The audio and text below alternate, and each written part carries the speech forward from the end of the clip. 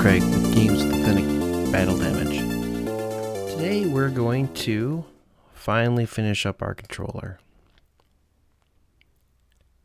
We've been kind of holding off on it because we've been adding some other stuff that is, well, cool and necessary. So let's go ahead and get into it. So the first thing we're going to do is we're going to need to create our controller. But before we do that, let's just kind of go over everything. We've got our program class, which has our entry point of main for our console program. We have our player class that handles all of the player logic and score and stuff like that. And then we have our model, which basically holds the data for the win table, the players, and negotiates those things. And then we have the view. So we've got some great classes here that have defined responsibilities. So now the responsibility of the controller is going to be to basically do what our main has been doing all along. So we're going to call this RPS controller. So for example, this right here, all right here is basically what the controller should do. And we're more than likely just going to copy and paste this over. So let's start with, move this guy over here. All right, so let's get rid of this namespace because, again, we're not going to talk about those yet. We will, though. When we talk about libraries, we will talk about namespaces because that's one situation where they become very important. All right. Okay. RPS controller. So the first thing, this is going to kind of like control our game. So this is where we can actually just, put something like public void start game. So this will be our starting point. And now if you remember in our chart here, the controller communicates with the model and it doesn't communicate with the view. I think we're going to have to break that here in this version, but we'll fix it in the next version. So that's okay. So the first thing we can do, let's see here.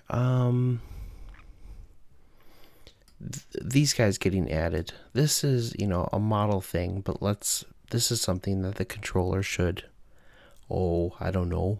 control. So let's create a public void add players. Okay. And remember, because our model is a singleton, we can access it pretty much anywhere.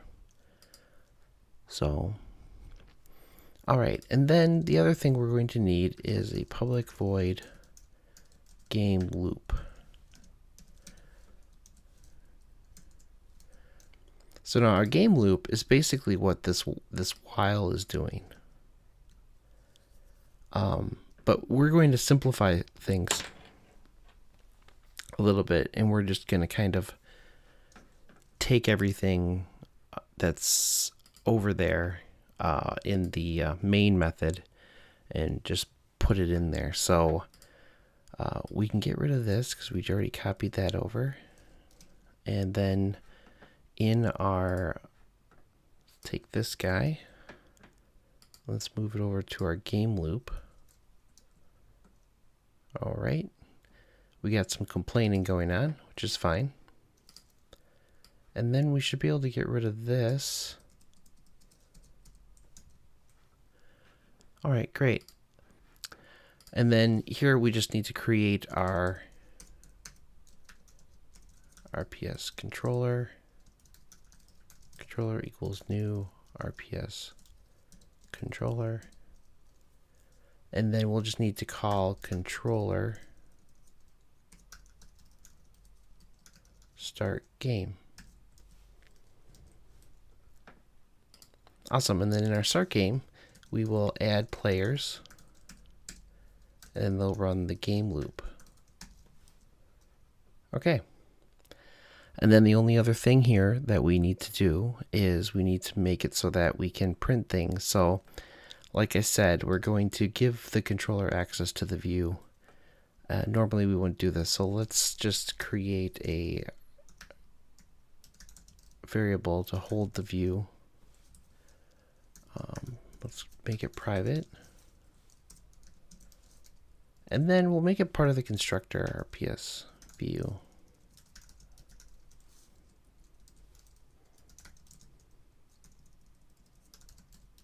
This.view equals view. There. All right. And then now we don't need this to be static anymore because we don't have any static methods that needs to be accessed from. So we can move that into the main method. And then we pass it into our constructor for our controller. All right. Let's try and compile it and see if we get any errors. No errors. All right. Yes, I win. Okay, let's see if I can do it again.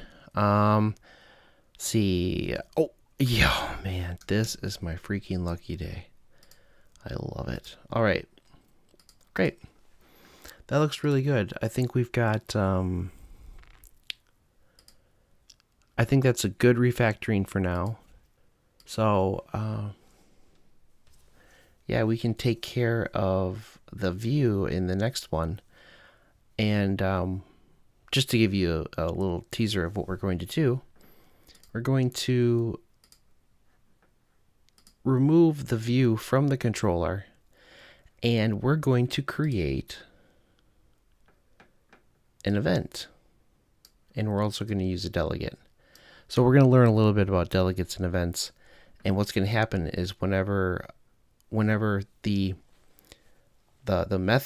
model will get updated by the controller, and then it will fire an event that will the view will be listening for, so it'll know to update itself. So, all right, great. If you like these types of videos and are excited about what games are to come, I'm actually already have I already have Tic-Tac-Toe going. So that's going to be the next one. And then I've also got a new game that I want to do. And that is, I'm calling it Hex Invaders, because we're going to have to learn about hexadecimal.